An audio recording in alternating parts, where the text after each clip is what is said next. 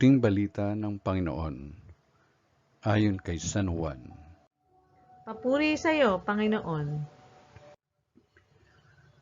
Noong panahong iyon, sinabi ni Jesus kay Nicodemo, "Walang umakyat sa langit, kundi ang bumaba mula sa langit, ang Anak ng Tao.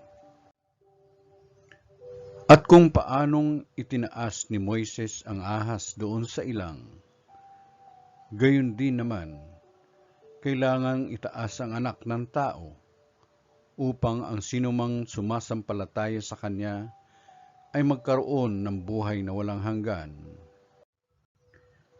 Gayon na lamang ang pag-ibig ng Diyos sa sanlibutan.